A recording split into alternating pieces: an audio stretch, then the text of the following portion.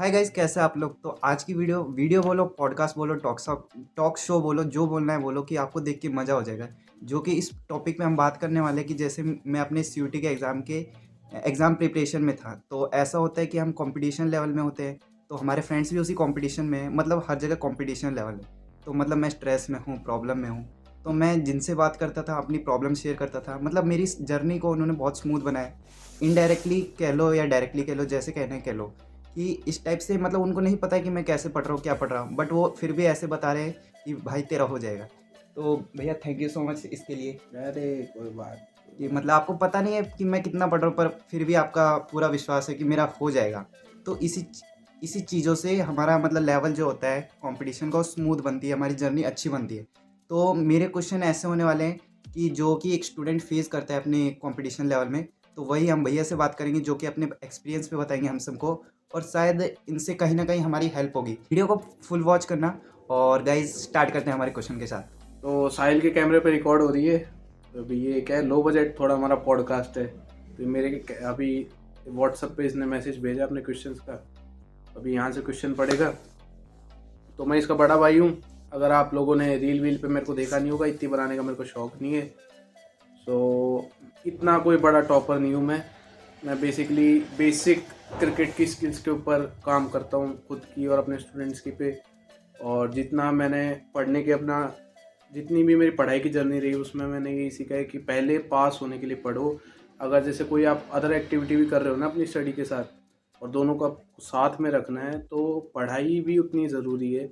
हाँ, volume training मैं करता था कि ऑफ सीज़न में जब एग्ज़ाम से पहले मेरी स्ट्रेटेजी अलग रहती थी पढ़ाई की। मतलब बेसिक नॉर्मल 1 घंटा कभी पढ़ लिया, हफ्ते में 5 सेशन रख लिए पढ़ाई के 1 1 घंटे के, उससे ज़्यादा कुछ नहीं। बाकी पूरे टाइम अपने गेम पे फोकस रखना। एक्चुअल प्रिपरेशन क्या होती है, लोग सबसे बड़ी गलती यही करते हैं कि एग्ज़ाम से जस्ट पहले पढ़ना शुरू करते हैं। आप ऐसा मत करो। कम से कम अपने को 2 महीने पहले का एक बैकअप प्लान लेके चलो कि आप 2 महीने पहले से जो अपनी तैयारी वो शुरू करो। उसके क्वेश्चन से आके वो अभी देखते हैं। चल भाई साहिल पूछ। गाइज एक बात तो है कि मतलब हर स्टूडेंट को ये पता होता है कि उसको कहाँ से पढ़ना है, कितना पढ़ना है और कौन से चैनल से पढ़ना है। हम ये सब नहीं बात करेंगे कि उसको क्या पढ़ना चाहिए, कैसे पढ़ना चाहिए, कब पढ़ना चाहिए। एक स्टूडेंट को पता होता है कि उसको कहाँ से पढ़ना है, कितना पढ़ना है और कौन से चैनल से, मतलब कैसे उसको सिलेबस कवर करना है। ये तो बेसिक हर स्टूडेंट को पता ही होता है। हमारे जो क्वेश्चन होने वाले हैं थोड़े से अलग होने वाले हैं, तो आप पूरा ध्यान से सुनना बस। तो स्टार्ट करते हैं हमारे फर्स्ट क्वेश्चन से। मतलब कि जैसा कि आपको पता है कि चारों तरफ कंपटीशन होता है, हमारे फ्रेंड सर्कल भी कंपटीशन में होते हैं। तो मैं अपना रिलैक्स करने के लिए या प्रॉब्लम शेयर करने के लिए आपसे बात करता था, मतलब अपनी प्रॉब्लम शेयर करता था। और आपसे बात करके मैं रिलैक्स फील करता था। तो ऐसा बाकी सब स्टूडेंट क्या कर सकते हैं कि वो रिलैक्स फील करें। जरूरी नहीं है कि उनके पास कोई हो बात करने वाला।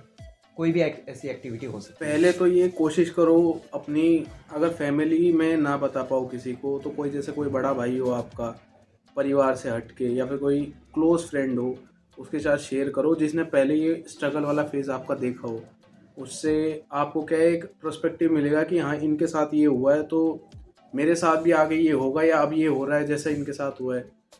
तो बात सीधी सी है, जैसे साहिल मेरे से बात करता था, वो मैं जब अपनी दीदी के साथ रहता था जयपुर में, मेरे कॉलेज टाइम की बात कर रहा हूँ, तो मेरी दीदी से मैं काफ़ी कुछ शेयर कर लेता था। तो उससे क्या है, अपना जो दिमाग का स्ट्रेस है वो कम हो जाता है थोड़ा, ताकि आप अच्छे से फोकस कर सके। तो पहले आप ये कोशिश करें कि अगर कोई है आपके पास बात करने के लिए तो उससे बात करो। अगर नहीं है, बाय चांस की कोई बड़ा भाई बहन नहीं है, या फिर और कोई दिक्कत है, फैमिली में नहीं बात होती, या फिर कोई दोस्त भी नहीं है, तो सबसे अच्छा है कि कोई अदर एक्टिविटी ढूंढो जिससे माइंड थोड़ा डाइवर्ट हो। सबसे बेस्ट है, जैसे मैं क्रिकेट खेल लेता था, या फिर और कोई फिजिकल एक्टिविटी मेरे को बहुत पसंद थी, वो कर लेता था। तो उससे क्या माइंड डाइवर्ट हो सकता है। और माइंड को क्या होता है, जितना आप कुछ नया उसके आगे फेंकोगे ना कि भाई साहब अब पढ़ाई कर करके थक गया है, अब ये फिजिकल एक्टिविटी ले, फिर उसके बाद में थोड़ी बहुत पढ़ाई कर ली, फिर फिजिकल एक्टिविटी कर ली कोई, या सबसे अच्छा अगर कुछ भी नहीं है तो सिर्फ वॉक कर लो। सिंपल वॉक से बढ़िया कोई सॉल्यूशन नहीं है। गाने लगाओ, गाने सुनते हो तो अच्छी बात है, नहीं सुनते तो सिंपल वॉक कर लो पार्क में, उससे भी काफ़ी कुछ माइंड फ्रेश हो जाता है। आई होप आपको कुछ कॉन्टेक्स्ट मिला होगा इससे। बढ़ते हैं हमारे नेक्स्ट सवाल की तरफ। तो नेक्स्ट सवाल ये है, जैसे एग्ज़ाम टाइम के दौरान कोई जैसे अपने किसी फील्ड में होता है, जैसे डांसिंग हो सकती है, सिंगिंग, या मतलब वो एक्टिंग या कंटेंट क्रिएशन में है। तो जैसे उसका 3 महीने का एग्ज़ाम बचा है, तो क्या उसे बिल्कुल उस चीज़ में उसे छोड़ देना चाहिए या उसको कैसे मैनेज करना चाहिए। जैसे भैया क्रिकेटर भी हैं, तो आपने अपने पढ़ाई के साथ क्रिकेट को कैसे मैनेज किया था और बाकी सब कैसे कर सकते मैनेज हैं? करना अपने अपने हिसाब से होता है। अब जैसे जो मैंने मैनेज करना सीखा वो ये था कि मैं बेसिक स्किल पे फोकस करता हूँ शुरू से ही। तो पढ़ाई का भी वैसे ही मैं पहले ये सोचता था कि पास कैसे होना है। तो पहले उतना पढ़ो जितने में पास हो जाओगे। पहले अब जैसे हमारे बीएससी मैंने कर रखी है, तो बीएससी में फिजिक्स के 3 एग्जाम होते हैं, मैथमेटिक्स के 3 और केमिस्ट्री के 3। अगर सिंपल पीसीएम से कर रहे हो आप, अदर सब्जेक्ट का मेरे को उतना खास नॉलेज नहीं है, बीएससी की बता सकता हूँ मैं।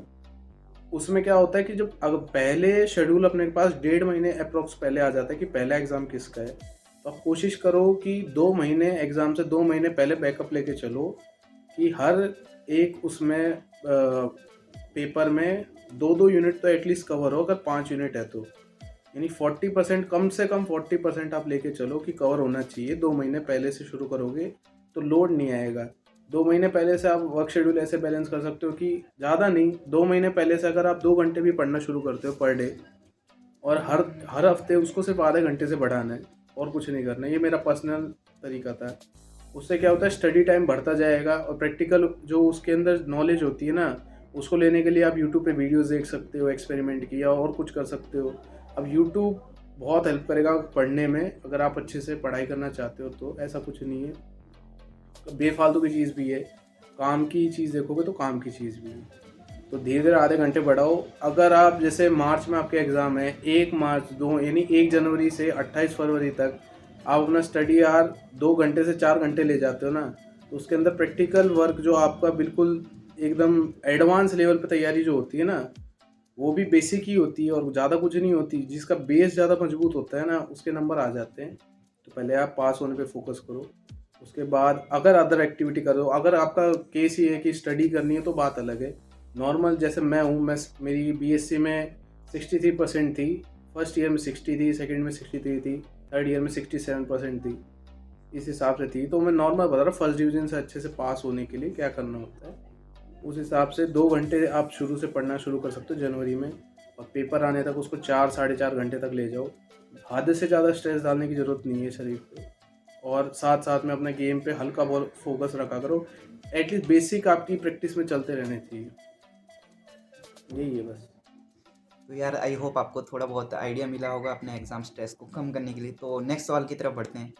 तो नेक्स्ट सवाल हमारा होने वाला है कि हाँ, जैसे कि एक स्टूडेंट को पता है कि उसके लिए एग्ज़ाम आने वाला है, फिक्स पता है कि उसका एग्ज़ाम इतने टाइम में है, उसे पूरे दिन लगभग खिंच के मेहनत करनी है, पेल के पढ़ाई करनी है। तो ऐसी क्या एक्टिविटी हो सकती है जिससे वो एक्टिव फील करे पढ़ाई के दौरान? जैसे मान लो उसे 10 घंटे पढ़ना है, तो बीच बीच में क्या एक्टिविटी सजेशन हो सकते हैं? अगर आप बिल्कुल ही ऐसा करियर चाहते हो कि आपको पढ़ाई करके कोई गवर्नमेंट एग्ज़ाम क्रैक करना है वगैरह, उसका केस अलग है। वो मेरे से बेहतर बहुत यूट्यूब पे वीडियोस मिल जाएंगे आपको। बेसिक लेवल पे मैं आपको बता देता हूँ। अगर आपको 10 घंटे स्टडी करनी है तो बिना माइंड को रेस्ट दिए आप नहीं कर पाओगे, बिल्कुल नहीं कर पाओगे। होता है रेयर, बहुत रेयर स्टूडेंट होते हैं जो कर पाते हैं। अगर आपको चाहिए कि बिल्कुल 10 घंटे स्टडी करनी है तो उसके लिए बीच में ब्रेक रखना ज़रूरी है। बाय चांस अगर आप 6 घंटे भी कर ले तो 6 घंटे भी इनफ है स्टडी के लिए, ऐसा कुछ नहीं है। 6 घंटे बहुत होते हैं।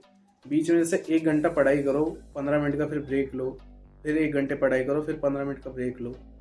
और अपने जैसे 24 घंटे को 8-8 3 घंटों में डिवाइड, 3 भाग में डिवाइड कर लो।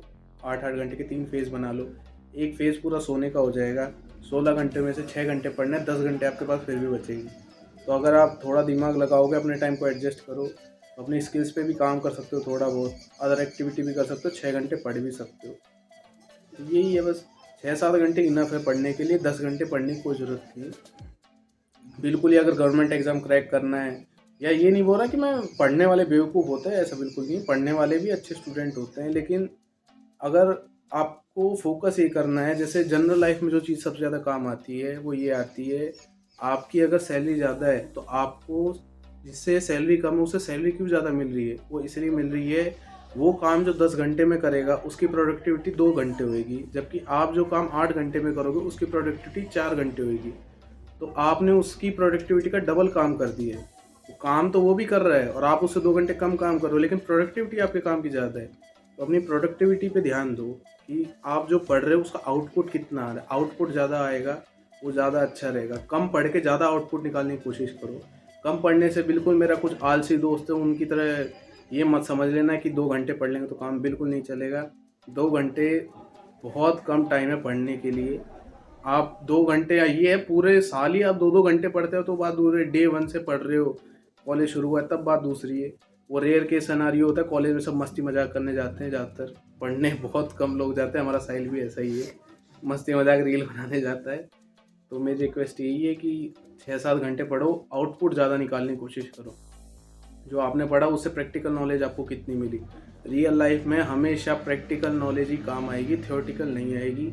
कोई भी फील्ड हो, थ्योरेटिकल नॉलेज ज़रूरी है ऐसा नहीं कि नहीं है, लेकिन प्रैक्टिकल नॉलेज आपके लिए जैसे कुबेर का खजाना खोल सकती है प्रैक्टिकल नॉलेज। क्योंकि एक, अब मैं पॉडकास्ट चल रहा है तो एक स्टोरी बता देता हूँ। एक बहुत अच्छी, अभी मैं रील देख रहा था, कोई ऐसे जो साहिल की करते रहते ना, फॉलो कर लिया करो साहिल को। तो क्या है, वो एक कोई एरोप्लेन की मशीन थी, वो ख़राब हो गई थी। अब वो ख़राब हो गई तो एक हथौड़ा लेके आया आदमी। अब उसने कुछ नहीं किया, उसने एक हथौड़ा मारने के उनसे $10,000 चार्ज कर लिए। तो उन्होंने एयरप्लेन वालों ने पूछा, हथौड़ा मारने के $10,000? $10,000 चार्ज किए। क्या सोने का सोने का हथौड़े का भी इतना नहीं होता है। उसने सिर्फ, तो उससे पहले वहाँ पे 100 लोग काम कर चुके थे, और 100 लोगों में से किसी से भी वो मशीन ठीक नहीं हो रही थी, फिट नहीं हो रही थी एक्चुअली वो मशीन। और जब तक वो फिट नहीं होएगी मशीन, वो तब तक चल नहीं पाएगी। उसने अपना पूरा एक्सपीरियंस डाल के वो एक हथौड़ा, इसलिए एक हथौड़े में उसको सेट कर दिया। उसके एक हथौड़े मारने की कीमत $10,000 नहीं थी, हथौड़े मारने के तो $100 लेता है। लेकिन वो जो एक्सपीरियंस है ना उसका, कि कहाँ हथौड़े मारने, वैल्यू उसकी है। तो आउटपुट कहाँ से कितना निकालना है, वैल्यू उसकी होती है। हमेशा वैल्यू आउटपुट की रहेगी। कोई भी सवाल है, सिंपल फॉर्म ले लो, आप मैथमेटिक्स है, आपको कोई क्वेश्चन दिया, उसका आउटपुट नीचे जो आंसर आएगा, जब तक वो आउटपुट नहीं मिलेगा उसको कितना ही सॉल्व करते रहो कोई फ़ायदा नहीं है।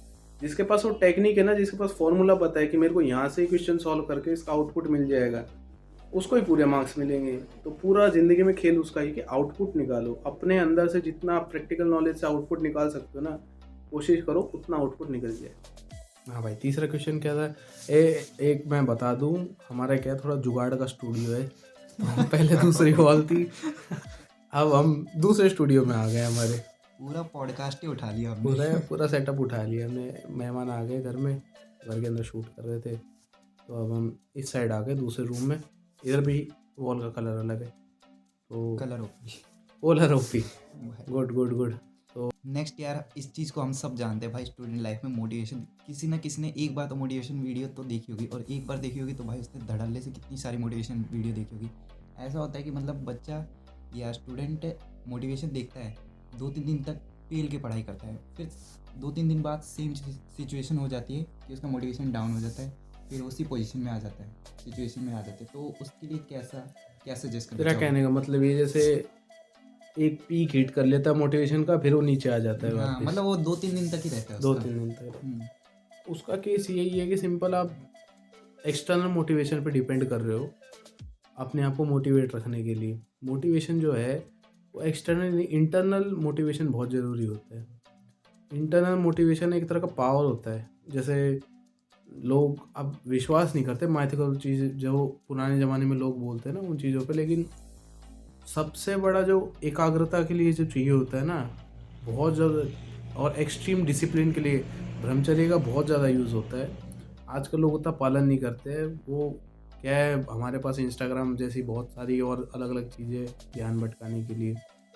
अपना ध्यान भटकने मत दो, मोटिवेशन शरीर में रहेगी।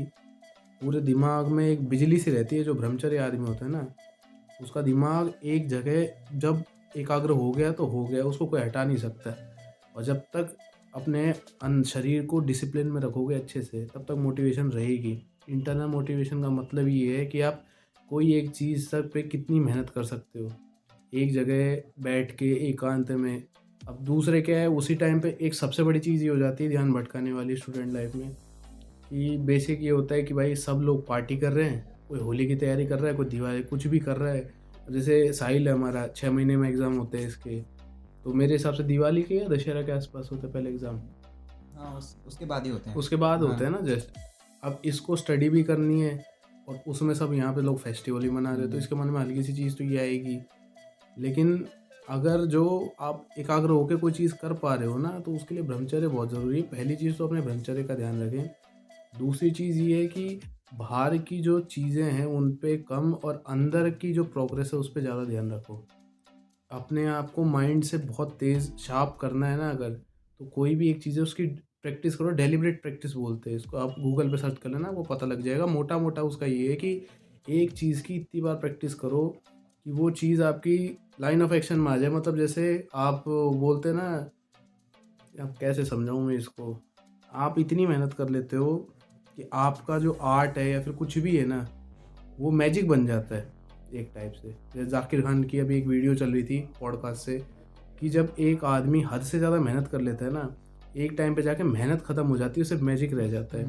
जैसे कोहली की कवर ड्राइव है, सचिन की स्ट्रेट ड्राइव है, क्रिकेट के मैं बता रहा हूँ। रील में सबने क्रिकेट देखा होगा, और बेसिक मैं मानता हूँ कि ज़्यादातर इस चीज़ को लड़के देखेंगे, और लड़के क्रिकेट के वैसे ही बहुत बड़े फ़ैन होते हैं। तो गली क्रिकेट तो सबने खेला है भाई। गली क्रिकेट तो सबने खेला है ना, वही वाली बात है। वो एक टाइम आता है जब आप इतनी प्रैक्टिस कर लेते हो कि प्रैक्टिस से अब करते इतने परफेक्ट हो जाते हो उस काम में, नियर परफेक्ट अचीव कर लेते हो उस काम को, कि भाई साहब अब इससे बेहतरीन ये काम कोई कर नहीं सकता। उस चीज़ को अगर हासिल करना है आपको, तो उस चीज़ के पीछे लगे रहो, मेहनत करते रहो। कभी भी आपको ये लगे ना कि यार ये काम, तो जब आप बिल्कुल कोई बहुत बड़ा काम सोच लेते हो ना और उसको अचीव करने के चलते हो, भले आप उसको अचीव नहीं कर पाओ, लेकिन उसके के नीचे के काम बहुत ईज़ी लगते हैं आपको। जैसे जिम की एक बात बता दूँ आपको, जितने लोग जिम कर रहे हो सबको पता है 180 के अगर आप डेडलिफ्ट मार लेते हो ना, तो आपको 120 किलो बहुत लाइट फ़ील होएगा। दूसरा एग्ज़ाम्पल ये दे देता हूँ, अगर आप बेसिक, जिसको डेडलिफ्ट भी नहीं पता, पुशअप सबको पता है। 100 दिन लगातार आप 25, 30, 50 ऐसे करके 100 पुशअप तक पहुँचो। उसके बाद आप लगातार 1 महीने 100-100 पुशअप मार लो, और कोई आपको बोले ना यार तेरे को 20 पुशअप मार के दिखाने हैं, बहुत ईज़ी लगेगा। सेम चीज़ है, आपकी उतनी प्रैक्टिस हो चुकी है पुशअप में, मेहनत उतनी लग रही है अभी भी, लेकिन अब महसूस नहीं हो रहा शरीर को, क्योंकि वो शरीर में उतनी स्ट्रेंथ आ गई है। तो अपने दिमाग को स्ट्रेंथन करो, इसको शार्प करो, इसको ऐसे मत लगाओ कि यार ये सिर्फ मोटिवेशन बाहर से मिलेगी तो मैं पढ़ लूँगा, ऐसा कुछ नहीं होता। पढ़ने के लिए तुम्हारे दिमाग में होना चाहिए कि मेरे को पढ़ना, अगर पास होना है सिंपल सा तरीका है कि पढ़ना पड़ेगा। अगर आप ये सोचते हो चीटिंग करके पास हो जाएंगे, कुछ हो जाएंगे, वो अंदर से वो फील नहीं आएगी। अंदर से आपको अगर फील चाहिए तो आपको पढ़ाई करके ही पास होना पड़ेगा, मेहनत करनी पड़ेगी। हो सकता है रिजल्ट आपके फेवर में ना आए, लेकिन मेहनत तो फिर भी करनी पड़ेगी आपको। मिला कि ये बात है कि जो भी चीज़ें हमारे अंदर से आनी चाहिए, अंदर से आनी चाहिए, बाहर। इंटरनल मोटिवेशन पे हाँ। फोकस करो बस आप। तो बढ़ते हैं नेक्स्ट क्वेश्चन। ये थोड़ा इमोशनल पर्सपेक्टिव व्यू से हो सकता है कि कई बार ऐसा होता है कि हम मेहनत भी पूरी करते हैं उस चीज़ को, पर हमें ऐसा डिज़ायर रिजल्ट नहीं मिलता है, जो चाहिए हमें वो नहीं मिलता है। तो उस सिचुएशन को कैसे हैंडल करें? अब देखो, दिल तो सबका ही टूटता है, ये तो सीधी सी बात है। अगर आप सबसे रीसेंट एग्जांपल पूछोगे तो जितने भी लोग क्रिकेट जो नहीं भी देखते थे ना, उन्होंने देखना इसलिए शुरू कर दिया क्योंकि इंडिया की टीम इतना अच्छा वर्ल्ड कप खेल रही थी। अनफॉर्चुनेट रहा कि फाइनल्स में मार गए, सबका दिल बहुत टूटा था उस टाइम पे, सबकी बहुत ऐसे रोने वाली हालत हो गई थी। मतलब जो हमारे तरह देखते हैं, जो रियल टीम में जिनके क्रिकेट लाइफ हो, वो तो रो भी दिए थे। अब लेकिन आप किसी से भी पूछोगे ना, तो ऑस्ट्रेलिया उस टूर्नामेंट में सबसे अच्छी टीम नहीं थी, सबसे अच्छी टीम इंडिया ही थी, भले ही ना जीती हो। भाई तो ये लगातार 10 मैच जीतना, लगातार 10 मैच जीतना बड़ी बात है, बहुत बड़ी बात है। वो भी एक तरफा मैच, ये नहीं कि किसी मैच में लगाओगे टक्कर का मैच है, कोई टक्कर का मैच नहीं हुआ।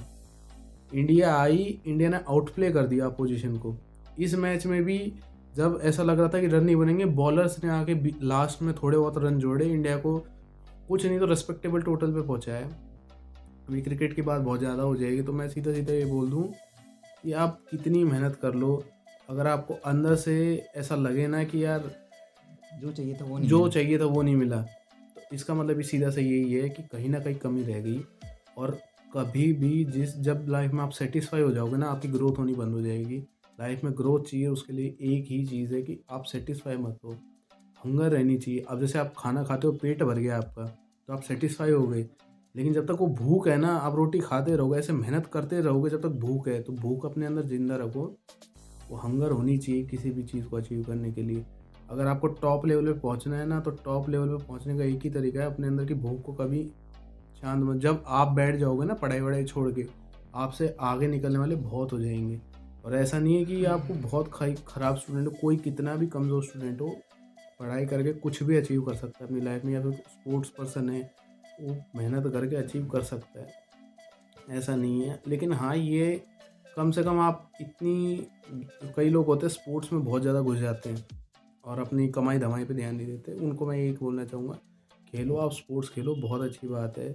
फिट रहने, कम से कम आप फिट रहोगे स्पोर्ट्स खेल के, ये तो सबसे बड़ी चीज़ है। फिटनेस आज के टाइम में, फिटनेस, फूड, ये दो बहुत इंपॉर्टेंट चीज़ है जिन पे लोग बहुत कम ध्यान देते हैं। इन चीज़ों का खास ध्यान रखो। अब मैं ये कहूँगा कि जो लोग बहुत ज़्यादा फिटनेस में घुस जाते हैं ना, वो सिर्फ ये सोचते हैं कि यार यहाँ से कमाई नहीं हो पाएगी, या फिर एक टाइम पे प्रेशर आता है, हर किसी को पता है एक टाइम पे प्रेशर आ ही जाएगा कमाई का, कि भाई घर तो लास्ट में सबको चलाना है। तो इतना, कम से कम इतना पढ़ लो कि आप कोई क्वालिफिकेशन कर लो, या फिर कोई कम जैसे कोर्स हो गया वो कर लो कि आपको कोई जॉब मिल जाए, आपका घर चल जाए। नहीं तो कोई आप अपने फिटनेस के अंदर जैसे क्रिकेट की एकेडमी खोल लो, या फिर कुछ जिम खोल लो, कुछ भी कर लो, लेकिन कुछ करो जिससे इनकम सोर्स जनरेट, उससे क्या मेंटल प्रेशर हट जाएगा।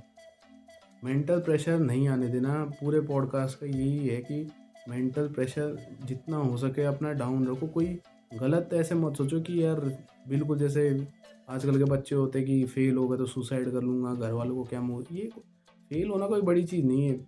जितने भी बड़े लोग हैं ना वो फेल ही होते हैं।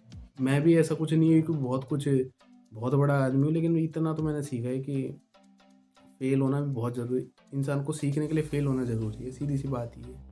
बस रुकना नहीं है दोस्त। रुकना नहीं है, अपने मेहनत करते रहो, वो मैजिक होगा, एक दिन ज़रूर होगा, ट्राई मैजिक। मारते रहोगे तो होएगा। तो नेक्स्ट क्वेश्चन हमारा ये होने वाला है, जैसे कि सीयूटी एग्ज़ाम के बाद सबको पता है कि कॉलेज मिलने वाला है, तो ये एक तरह से कॉलेज से रिलेटेड क्वेश्चन है कि ऐसा होता है कि हमें हमारा ड्रीम कॉलेज नहीं मिलता है, तो उसको उसके लिए कैसे हैंडल करें? अब ज़िंदगी में ज़रूरी नहीं है जो अपन चीज़ चाहे वो मिल जाए, तो जो मिल जाए उसका काम चला लो, सीधी सी बात, तो इसका आंसर यही है। और बहुत सारे ऐसे लोग होते हैं जो तुम कॉलेज चाहते हो ना, उनको वो कॉलेज में नहीं मिलता, फिर भी ज़िंदगी में बहुत तगड़ा फोड़ते हो।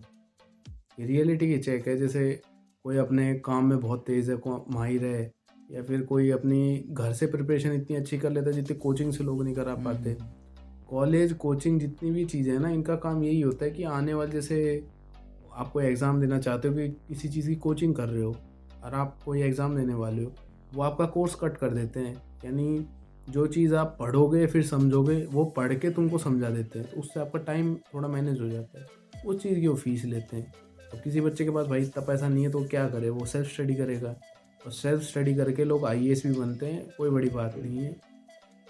और आईएएस तो तेरे को पता ही है, टफेस्ट एग्ज़ाम, ऐसे ही नहीं बोलते उसको। तो आप कॉलेज के लिए तो टेंशन लो ही मत। टेंशन मत लो, कुछ नहीं, जो होगा सही होगा, ऐसा कुछ नहीं होता है। भगवान जो करता है सोच समझ के करता है। वो कॉलेज नहीं मिला उसमें भी कुछ अच्छा है, डिज़ायर्ड कॉलेज मिल गया उसमें तो कुछ अच्छा होगा, तभी डिज़ायर्ड मिला है। और नहीं मिलने पे कभी उदास नहीं होना। कोई भी चीज़ के लिए मेहनत करो, नहीं मिले उदास नहीं होना, लगे रहो, बस सफलता मिलेगी ज़रूर। आज नहीं, थोड़ी लेट होएगी, मैजिक आएगा, वो मैजिक काम को ज़रूर करेगा। मेहनत जितनी करोगे करेगा ज़रूर। बस मैं तो मानता हूँ कि जो अपना काम डिसाइड है उसमें अपना 100% बेस्ट दे, 100% दो, बस। वही बस है। तो और एक और क्वेश्चन है, मेरा नहीं है, ये पब्लिक की डिमांड पे क्वेश्चन है, अच्छा, पूछूं? पूछ ले। गाइस तुम्हारे लिए पूछ रहा हूँ, लड़की नहीं पट रही, लड़की कैसे पटाए? जूता कहाँ है मेरा साले, लड़की पटानी, इसकी वजह से लड़की नहीं पट रही। इसकी शक्ल देख लो तुम, क्या क्या क्या कमी है? खासियत क्या है तो ये बता दे तू। ऐसा कुछ नहीं है, लड़की लड़की में कुछ नहीं धरा है। और लड़कियों को वैसे बहुत कम लड़के ये वीडियो देखने वाली है, तो मैं बता दूँ, कुछ नहीं है, अपने करियर पे फोकस करो पहले, वो आएगा जब कान्हा जी चाहेंगे ना, तब मिला देंगे जो ड्रीम गर्ल होती है। और ड्रीम गर्ल ना मिले तो जो मिले उसका काम चलाने और काम चलाने का मेरा कोई यहाँ पे वो मतलब नहीं है, कोई फालतू मतलब मत निकाल लेना। मतलब जो मिले उससे ज़िंदगी में गुजारा कर लेना, वो बस एक फन हर लड़की सही होती है। मतलब लड़कियों का मेरा भी कोई ऐसा कुछ खास एक्सपीरियंस तो है नहीं लेकिन ऐसा कुछ नहीं है। बस एक चीज़ है, लड़कियों के बारे में कभी गलत मत बोला करो। अपनी बहनों के बारे में कोई गलत बोलेगा अपने को भी अच्छा नहीं लगेगा। और अपन हिंदू हैं, अपनी बहनों को भी इज्जत करो, और अपनी बहनों के बराबर दूसरे की मतलब बहन जो भी है उसकी भी इज्जत रखो। ऐसा बेफालतू कोई कमेंट कर दिए, ये कर दिए। अब इंस्टाग्राम पे तो फफूंदबाजी चलती रहेंगी ये जो जो भी करती हैं, वो मेरे को तो सही लगता नहीं है।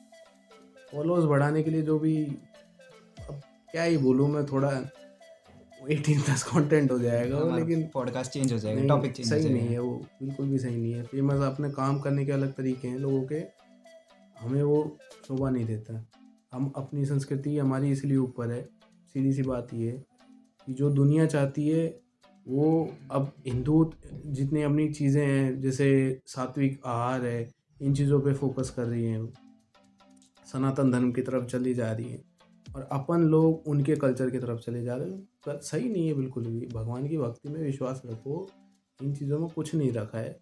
ब्रह्मचर्य से रहो अपना, सबसे बड़ी दुनिया में ताकत ही ब्रह्मचर्य है। एक आशीर्वाद जो किसी ने प्रेम से दिया हो, और दूसरा ब्रह्मचर्य है। इससे ज़्यादा कुछ इंपॉर्टेंट नहीं है आज की लाइफ में, और सबसे मुश्किल चीज़ भी यही है। और जिसने कर लिया वो फिर बेड़ा पार है उसका, वो जहाँ जाएगा वहाँ फोड़ देगा।